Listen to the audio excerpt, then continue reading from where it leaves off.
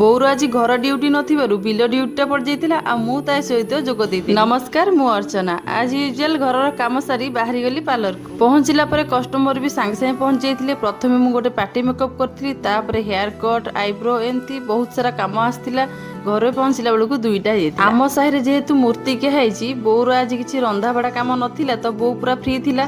କହିଲା ଚାଲ ବିଲ ଆଡେ ଯିବା, ବାଇଗଣ ବିଲରେ କିଛି ବାଡ଼ ବୁଲେଇ ଦେଇକି ତାପରେ ବି ଏତେ କାମ କରିସାରିଲା ପରେ ମତେ କାହିଁକି କେଜାଣି ଥକା ଲାଗୁନଥିଲା। ସୁନା ତ ସବୁଦିନ ପରି ଠିକ ସମୟରେ ଆସି ପହଞ୍ଚିଯାଏ। ସୁନାକୁ ବିଲ ଆଡେ ଯିବାର ଥିଲା ଆଉ ଆମକୁ ବି ଯିବାର ଥିଲା, ତ ସାଙ୍ଗ ହେଇକି ବାହାରି ଗଲୁ ବିଲ ଆଡେ। ମତେ ତ ସେ ବାଡ଼ ଫାଡ଼ ଲଗେଇବା କାମ ଆସେନି, ବୋଉ କାମ କରୁଥିଲା, ମୁଁ ତାକୁ ଜଷ୍ଟ ଖାଲି ହେଲ୍ପ କଲି। ତାପରେ ଦେଖା ହେଇଯାଆନ୍ତି ଆମର ସୁକାନ୍ତ ଦାଦି। ମତେ କୁହନ୍ତି ମା ଆସେ ମୋ ପଛରେ, ବିଲରୁ ଗୋଟେ ଲାଉ ଧରିକି ଆସ। ବିଲରେ ତ ଗୁଡାଏ କାମ ଥିଲା, ହେଲେ ମୋର ପାର୍ଲର ଟାଇମ ଯେହେତୁ ହେଇଯାଇଥିଲା ମୁଁ ପଳେଇ ଆସିଲି। ଗଛରେ ଟିକେ ପାଣି ଦିଆଦି କରିକି ବାହାରିଗଲି ପାର୍ଲରକୁ। ଆଶା କରେ ଛୋଟିଆ ଜୀବନର ଗୋଟେ ଛୋଟ ମିନି ବ୍ଲଗଟା ଆପଣମାନଙ୍କୁ ଭଲ ଲାଗିଥିବ। ରହିଲି, ଜୟ ଜଗନ୍ନାଥ।